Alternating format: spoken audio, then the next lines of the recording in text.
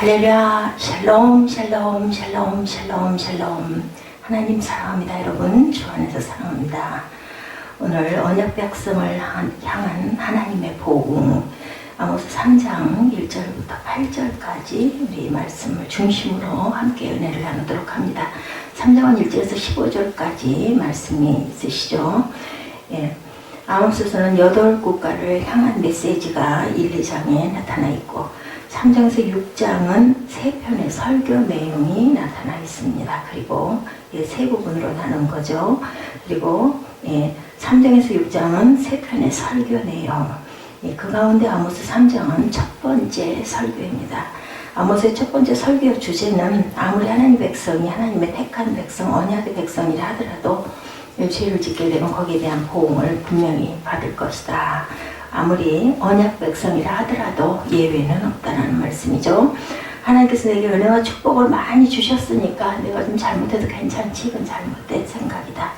하나님의 그 은혜를 받았으면 오히려 더 충성되고 더 잘 섬겨야 되겠죠. 예.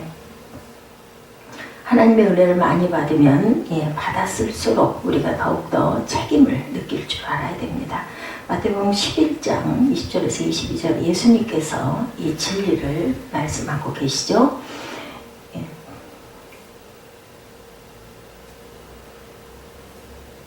화가 있을진저 고라시나 화가 있을진저 벳세다야 너희에게 행한 모든 권능을 두로와 시돈에서 행하였다라면 저희가 벌써 배옷을 입고 제에 앉아 회개하였으리라. 내가 너에게 이르노니 심판날에 두로와 시돈이 너희보다 견디기 쉬우리라.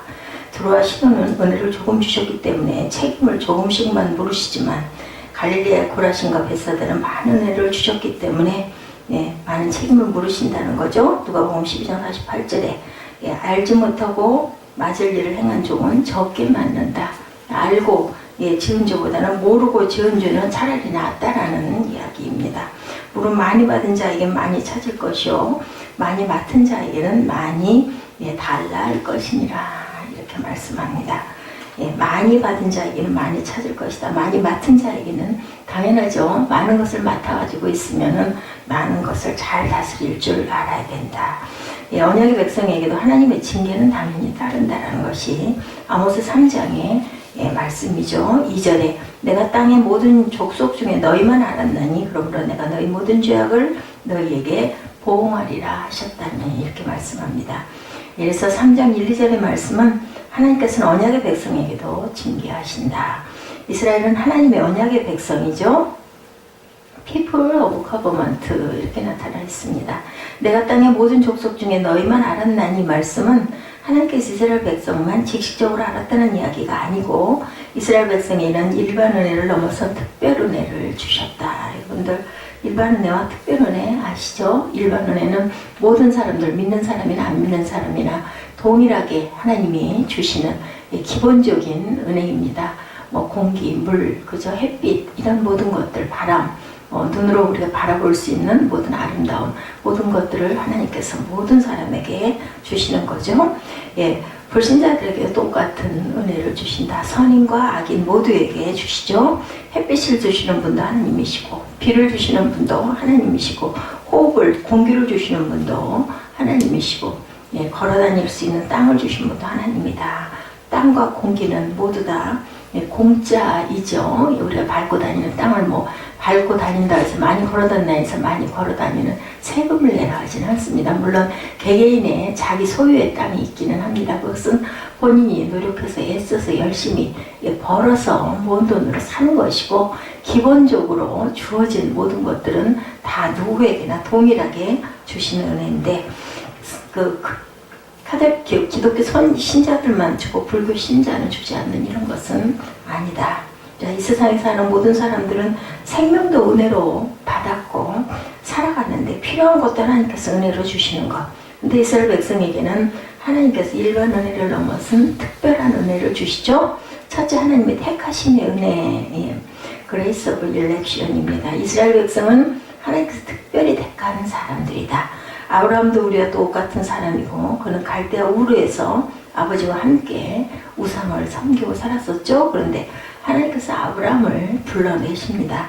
택하심의 은혜를 받아서 가나안으로 들어오게 된 아브라함은 하나님께서 자녀를 주시겠다고 약속하셨지만 사라이가 아이가 생기지 않자 여종 하갈을 취하여 이스마엘이라는 아들을 낳았습니다.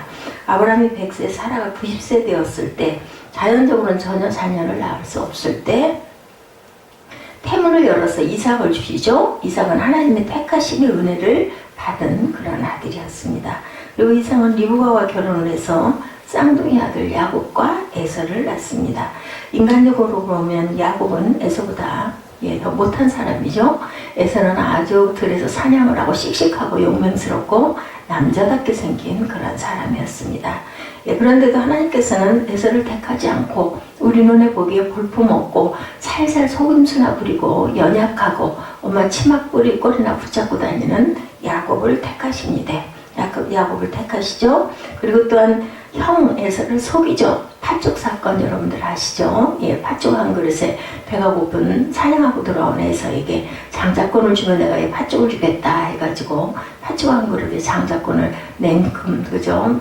받아먹고, 그리고 또한 나중에 축복도 그 에서로 딱 속여가지고 그는 어머니 리브가와 함께 그렇게 하죠. 그래서 몸에 털을 붙이고 목소리도 변형을 하고 이렇게 바꿔가지고 아버지 앞에 눈이 어두운 그 이삭 앞에 나와가지고 장자의 축복을 다 받아버립니다. 나중에 에서가 사냥에서 돌아와가지고 아버지에게 축복을 받으려고 하니까 줄 축복이 아무것도 없어요. 다 줘버렸기 때문에 뭐라 그래요? 너는 동생을 섬기고 살게 될 것이다 라고 이야기를 하죠. 그래서 아주 통곡을 하는 부분이 창세기에 보면 나타나 있습니다. 그리고는 에서가 죽이려고 분을 내고 일을 가니까 리브가가 그걸 알고는 그 혼자 말을 듣죠. 에서에 죽여버릴 거라는. 그래가지고 그 야곱을 자기 그 동생에게 피난을 보내는 그런 사건, 밥단아람으로 피난을 보내죠.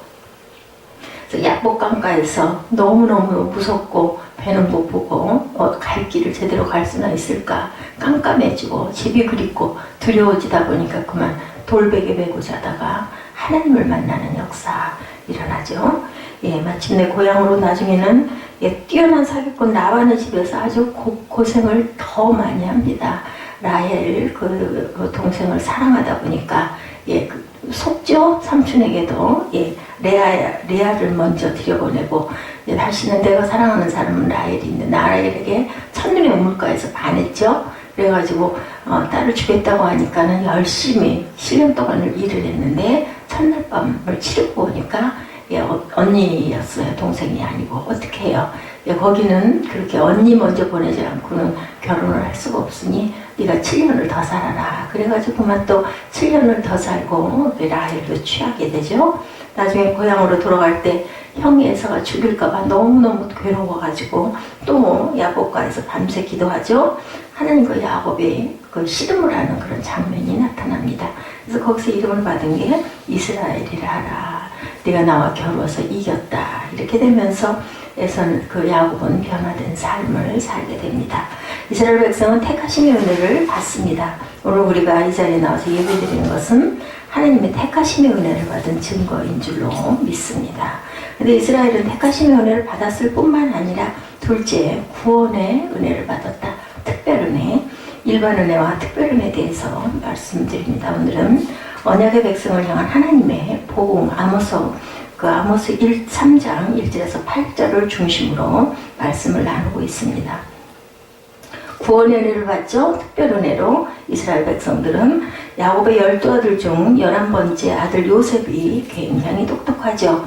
요셉의 아버지가 어려서부터 특별히 구별해서 사랑해서 채색 옷을 입히는 바람에 그만 형들에게 미움을 받아가지고 이스마엘 상인들에게 팔려 나가는 그러한 일, 아주 엄청난 환난과 고난을 당하죠. 거기서 요셉에게 꿈을 해석하는 은혜를 하나님께서 주셨어요. 다니엘과 같이, 그렇죠?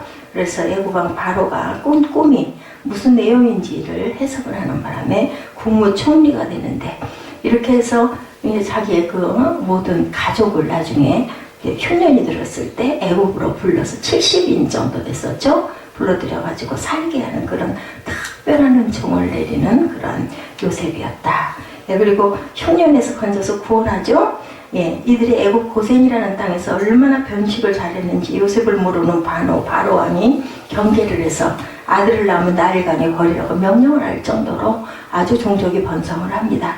그렇게 430년을 애굽에서 노예 생활을 하던 이스라엘 백성이 너무 괴로워서 살려달라고 하나님께 부르짖습니다. 하나님께서 모세라고 하는 아들이 광야에서 40년 동안 훈련을 시키죠. 그래서 바로 왕과 대결을 하는 그런 역사, 이게 바로 출애굽을 하게 된 그런 그 역사가 쭉 나타나죠. 이것이 바로 구원의 은혜다. 그래서 가나안을 향해서 가죠. 이스라엘 백성을 구원해 주신 것은 그들의 능력이나 공로 때문이 아니라 하나님의 순전한 은혜 때문이었다. 하나님이 더 똑똑하고 용맹한 에서를 택하지 않고 야곱을 택한 것도 하나님의 특별한 은혜였다라는 선택입니다. 이처럼 특별 은혜에는 택하심의 은혜와 구원의 은혜가 있다. 이스라엘 백성을 일반 은혜를 넘어선 특별 은혜로 택하고 그리고 또한 구원을 주셔서 가나안으로 가게 하는 그러한 내용이 성경에 쭉 나타납니다. 이처럼 특별 은혜에는 택하심의 은혜와 구원의 은총이 있죠. 자, 두 번째, 이스라엘 백성은 택하심과 구원의 은혜를 받은 것으로 인해서 죄를 지어도 하나님께서 보호해 주시리라고 선민이다, 이런 의식이 너무 강해요. 그런데 오늘 3장에는 아모스 3장에는 2절에 보면 내가 땅의 모든 족속 가운데 너희만을 알았나니 그러므로 내가 너희 모든 죄와 것을 너희에게 보응하리라, 이렇게 말합니다. 죄를 지면 반드시 거기에 대한 대가를 네가 물어야 될 것이라는 거죠. 에레미야 7장 4절입니다. 너희는 이것이 여호와의 전이라 여호와의 전이라 하는 거짓말을 믿지 말라, 이렇게 말씀을 하죠. 예루살렘에는 여호와의 전이 있으니 어찌 하나님께서 예루살렘을 멸망시킬 수가 있겠느냐는 거짓말을 믿지 말라고 에레미야가 아주 외치는 소리입니다. 여호와의 전이 있어도 하나님께서 너희 죄악에 대해서는 보응을 하신다는 것이 또한 예레미야의 메시지였다. 아모스도 마찬가지죠. 이스라엘 백성을 택하시고 구원하시는 은혜를 주셨다 할지라도 바르게 살지 못하면 반드시 보응한다. 오히려 많은 것을 주셨으면 많은 것을 찾으십니다. 하나님께서는 많은 책임을 주셨으면 많은 책임을 짊어지고 감당할 줄 알아야 된다. 세 번째, 심판의 두 종류를 구별해야 된다. 복음이라는 것은 내가 진실로 너에게 이르노니 내 말을 듣고 또 나 보내신 이를 믿는 자는 영생을 얻었고 심판에 이르지 아니하나니 사망에서 생명으로 옮겼느니라. 요한복음 5장 24절에 말씀하죠. 예수님을 믿는 사람은 심판을 받지 않는다. 그런데 왜 예수님을 믿어도 심판받는다고 하는지 이 부분이 의문이 생길 수가 있습니다. 우리가 두 종류의 심판이 있다는 것을 절대로 잊어버리지 말아야 되겠다. 첫 번째, 사법적인 심판입니다. judicial judgment라고 나오죠. 한 번 죽은 것은 사람에게 정하신 것이고 그 후에는 심판이 있다. 히브리서 9장 27절이죠. 이것은 죽은 후에 심판은 있는 것이고 이 심판을 받게 되면 지옥에 떨어져서 영영한 형벌을 받게 된다는 것인데, 예수를 믿고 구원받은 우리는 사법적인 심판에서는 해방이 되었습니다. 우리는 더 이상 죄에 대해서 심판받고 지옥 가는 일은 없지만 하나님의 심판이 사법적인 심판만 있는 것이 아니고, 두 번째로 하나님께서 당신의 자녀된 사람들을 향해서 아버지로서의 징계하시는 아버지로서의 심판이 있다. Fatherly judgment라고 나와 있습니다. 그런데 사법적인 심판에서 면제되었다고 아버지로서의 심판까지 면제되지는 않았다. 구원받은 너희도 하나님의 권징의 대상이 된다. 잘못하면, 그렇죠. 히브리서 12장 7, 8절에 너희가 참으면 징계를 받기 위함이라 하나님이 아들과 같이 너희를 대우하시나니 어찌 아비가 징계하지 않는 아들이 있으리요. 징계는 다 받는 것이오늘 너희에게 없으면 사생자요 참 아들이 아니라고 말씀을 합니다. 예수를 믿는 사람들이 교회도 안 나오고 죄도 짓고 쾌락을 쫓아 살아가는데도 별일이 없다는 것은 심각한 문제, 이건 사생아이죠. 내 아들이 아니기 때문에 그런 것이다.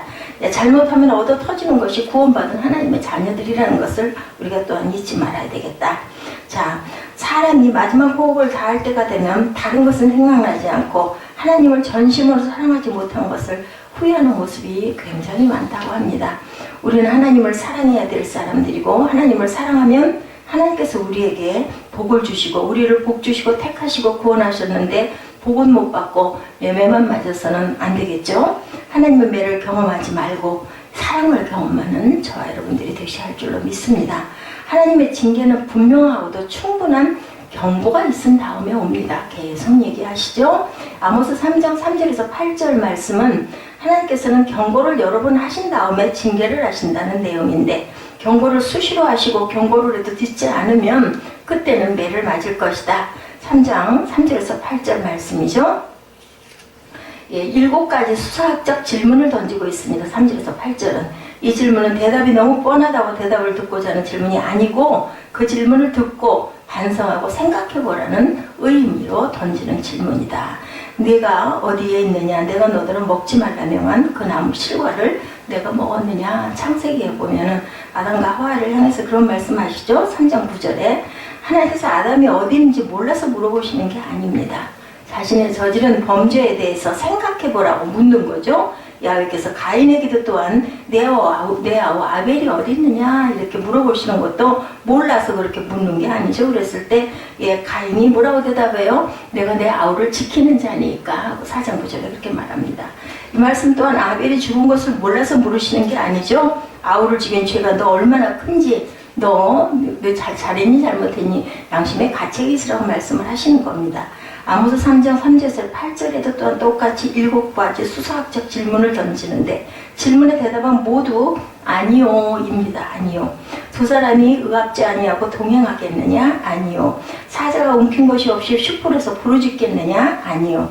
젊은 사자가 작은 것이 없이 불에서 소리 내겠느냐? 아니요. 우리 계속 물어보죠. 3절에서 8절을 보면 덫이 없이 새가 어찌 거기 걸리겠느냐? 아니요. 그죠?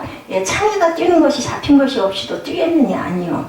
덫을 어려운 말로 하면 창의입니다. 이처럼 창의는 무엇이라도 걸려야 탁 튀어오른다라는 거죠. 덫이. 하지만 아무것도 없는 상태에는 그 덫이 튀어올라올 일이 없다. 성에서 나팔을 부는데 백성이 두려워하지 않겠느냐? 당연히 두려워할 것입니다. 야훼의 시키심이 아니고 재앙이 어찌 성읍에 임하겠느냐? 그렇죠. 이렇게 7가지 질문을 하고 있습니다. 이 질문들을 하나로 요약한 것이 바로 아모스 3장 7절입니다. 주 야훼께서 자기의 비밀을 그종 선지자에게 보이지 아니하시고는 결코 행하심이 없으리라. 무슨 얘기예요? 선지자에게 알리고 계속 경고하고 그리고 나서 안 됐을 때 심판을 하신다라는 그런 말씀입니다. 그러면 7가지 질문의 내용은 이렇게 연결이 되죠. 이스라엘 백성이 심판받을 이유가 없는데 하나님께서 심판하시겠느냐? 아니죠. 이스라엘 백성이 심판받을 이유가 있기 때문에 하나님께서 재앙을 명하셨다. 그런데 하나님께서는 먼저 아모스에게 재앙을 미리 보여주시고 경고하셨습니다. 이스라엘 백성은 경고를 듣고 마땅히 두려워하고 돌이켜야 하는데 그러지 못했다라는 거죠.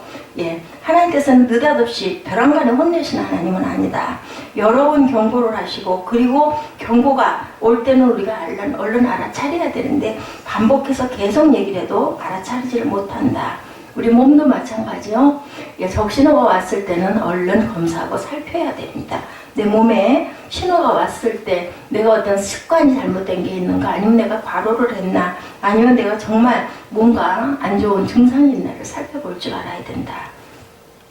또한 하나님께서는 징계는 저지른 악과 상응하는 보응으로 온다라는 거죠. 아모스 3장 9절에서 10절에 아스돗의 궁들과 애굽 땅 궁들이 광포하여 이르기를 너희는 사마리아 산들에 모여 그 성 중에서 얼마나 큰 요란함과 학대함이 있나 보라. 자기 궁궐에서 포악과 겁탈을 쌓는 자들이 바른 일 행할 줄 모르느니라. 이는 야훼의 말씀이니라.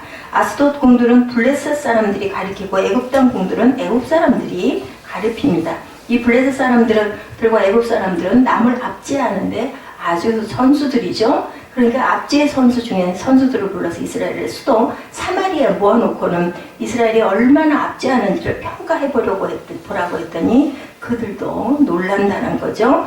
도무지 바른 일 행할 줄을 모르는 사람들이라고 평가를 합니다. 아모스 3장 11절에 그러므로 주 여호와께서 가라사대 이 땅 4년의 대적이 있어 내 힘을 쇠하게 하며 내 궁궐을 약탈하리라 이렇게 말씀하죠.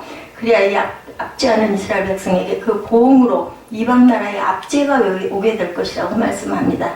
다윗이 남의 아내를 약탈하니까 자기 아내를 10명이나 그 자기 자식이 약탈하는 그런 사건이 나타나 있죠. 다윗이 남을 죽이니까 자기 집에서 칼이 떠나지를 않습니다. 열왕기상에 보면 다윗이 친구를 배반하니까 자식들에게 배반당하는 보응을 받게 됩니다. 하나님의 징벌과 죄는 서로 상응한다. 남을 속이는 사람은 자신도 속임을 당한다. 야곱도 그랬죠. 삼촌에게. 남을 욕하는 사람은 자신도 욕을 먹는다. 또한 남을 괴롭히는 사람은 자신도 당연히 괴롭힘을 당할 것이다. 하나님께서는 그렇게 하신다는 거죠. 불신자들에게는 그렇게 안 될 수도 있지만 오히려 하나님의 자녀들에게는 하나님께서는 분명히 이에 상응하는 벌을 내리신다. 하나님의 징벌은 얼마나 철저한지 아모스 3장 12절에 야훼께서 가라사대 목자가 사자의 입에서 양의 두 다리나 귀 조각을 건져낸 것 같이 사마리아에서 침상 모퉁이에나 걸상에 비단 방석에 앉은 이스라엘 자손이 건져냄을 입으리라 이렇게 말씀을 합니다. 또 아모스 3장 13절에서 15절은 하나님의 징벌이 올 때는 숨어서 피할 곳이 없어지게 된다라고 말씀을 하죠. 주 여호와 만군의 하나님이 가라사대 너희는 듣고 야곱의 족속에게 증거하라. 내가 이스라엘의 모든 죄를 보응하는 날에 베델의 단들을 벌하여 그 단의 뿔들을 꺾어 땅에 떨어뜨리고 겨울궁과 여름궁을 치리니 상하궁들이 파멸되며 큰 궁들이 결단 날이라. 이는 야훼의 말씀이니라. 너무 그죠? 너무 사치했어요. 그죠? 번제단은 4개의 뿔이 있는데 범죄자들이 이 뿔을 잡게 되면 죽일 수가 없었어요. 그래서 뿔을 잡는다라는 그런 내용들이 나오죠. 레위기도 보면. 그러므로 번제단의 뿔은 죄인들에게 피난처였습니다. 그 시대에는.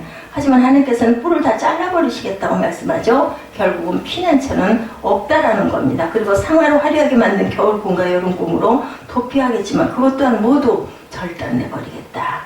하나님의 심판은 죄와 상응할 뿐만 아니라 한번 손대시면 철저하게 파괴해버리신다. 아모스 3장 1절에서 12절은 하나님의 백성도 하나님께서는 징벌하신다는 내용이고 3장 3절에서 8절은 하나님께서 징벌하실 때는 여러 번 경고를 하시고 징벌하신다는 얘기고 아모스 3장 9절에서 15절까지는 하나님의 징벌은 철저하시다. 특히 특별한 은혜를 준 자녀들에게는 더 철저하시다. 하나님의 택하심을 받고 구원받은 하나님의 백성이라고 해서 죄를 지어도 괜찮은 것은 절대 아니다. 사법적인 심판이 면제되었다 하더라도 지옥은 가지 않는다 하더라도 권징은 계속해서 받아야 된다. 그러므로 하나님 아버지를 사랑과 축복의 하나님으로 경험해야지 권징의 하나님, 진노의 하나님으로 우리가 경험하지 말아야 되겠다. 하나님의 권징은 철저하기 때문이죠. 많은 사람들에게 하나님께서는 많은 것을, 복이 많은 받은 사람들에게 많은 걸 요구하신다는 거죠. 그리고 적게 받은 사람에게는 적게, 자기의 책임의 분량에 따라서 하나님께서는 그 책임을 물으신다. 하나님의 징벌로 경험하지 말고 축복과 사랑으로 경험해 가시는 저와 여러분들이 되시라고 이렇게 오늘 아모스 3장을 통해서 하나님께서 말씀하셨습니다. 우리 3장 1절에서 8절까지 잠깐 읽고 기도하는 시간 갖도록 합니다.